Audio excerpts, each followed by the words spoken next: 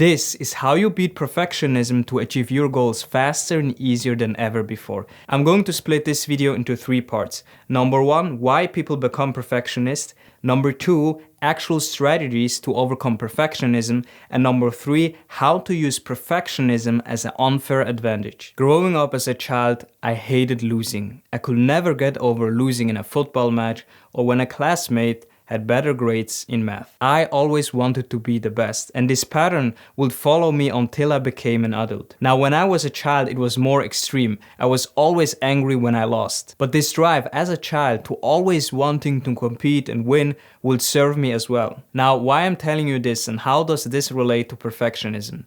You see, perfectionism is closely tied to fears and self-worth. For example, fear of failure is one of the biggest reasons why people become perfectionists. Oftentimes, people have this intense fear of failing or making mistakes. And when you start fearing failure, what will happen is you overanalyze everything, you start comparing yourself to other people and their expectations, and then you slowly try to mask it with perfectionism. Everything has to be perfect, right? Now, the second major reason for perfectionism is unrealistic standards. People that identify as perfectionists oftentimes are highly ambitious and they have high standards. And generally speaking, this is a good thing. But if you are on the extreme side, too high standards, always criticizing yourself and other people, then you are imbalanced, and this perfectionism is actually an illusion. And you always think of this frame like everything has to be perfect, and if it's not perfect, it is not good enough. And reason number 3, the need for approval.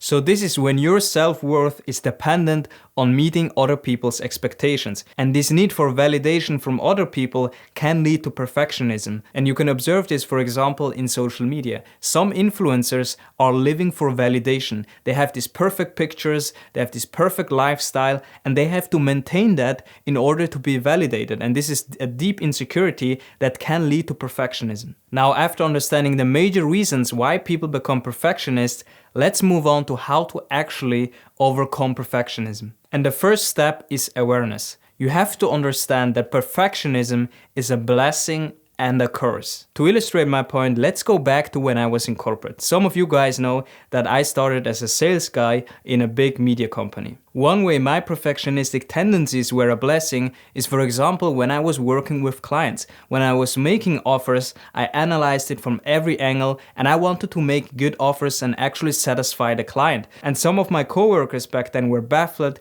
why I was investing so much energy and time in perfecting the offer and having every detail planned out. But the thing is this, although it seemed excessive, my clients were appreciating my efforts, and this will lead to more deals, longer deals, easier deals, and clients coming back at it again. But on the flip side, when I was too extreme with this perfectionism, it would lead me to exhaustion and almost burning out. So that's why you want to pay close attention and get aware where you are on the spectrum. So after you have awareness around where you are on the spectrum, you want to use the second tactic, and that is speed as guidance. Perfection is an illusion, and speed is the enemy of perfection. So one tactic that I use, for example, when I'm recording YouTube videos is 80% good is good enough. Because the thing is this, if you're a high achiever and you have a lot of drive, you tend to be on the perfectionistic side, and there is never a product that is good enough. There is never a video that is 100% perfect. And in that case, it is futile to strive for the 100% because you don't really know what the 100% looks like. Even if you think you have achieved the 100%,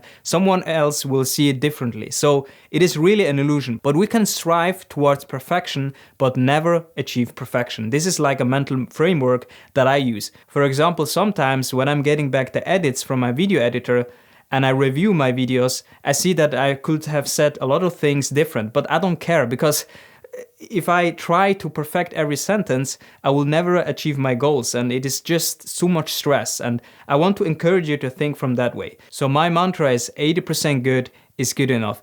Get the first version out as soon as possible, and then you can iterate it. You can see this pattern also in the most successful tech companies. They get the beta version out, the first version, and then they iterate on the feedback of the community or the prospects or the clients. The third tactic that I use to beat perfectionism is to become process focused. What I mean by that? It is very easy to focus on the end goal, the visions, the dreams, and forget about the day-to-day activities. In other words, the the process. And this is a perspective shift that I had to make in order to achieve my goals and be more productive and stop focusing on perfection, and this will only lead to procrastination. So I had to train myself to be more in the now than in the future. So if you are highly ambitious, what will happen is you tend to be a futurist. I call them the futurist. People that are more living in the end life, you have visions and all those things, and then you lose track of the day to day. So practice being in the moment. I know this sounds cliche and too woo, but really it is very powerful if you can focus on the task at hand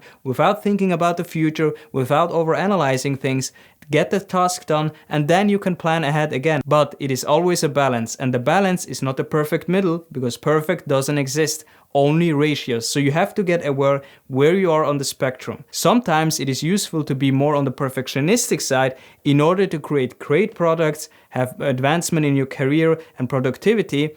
And other times, too much on this side can lead to procrastination, not doing the work properly, overthinking, and then you have to flip on the side. And that's how you use perfectionism as an unfair advantage in this modern world. Because let's be honest, most people don't care so much about their work, they don't have big goals, and if you are ambitious, this is a huge opportunity to actually get ahead of other people in the marketplace, in career, because they don't care as much. And let's be honest, most work is sloppy. People don't double check their work, and if you have these perfectionistic tendencies, you will thrive in this modern world. So I talked about balancing perfectionism. That's why you want to watch this video next, where I talk about how you can overcome procrastination, because procrastination and perfectionism is closely related.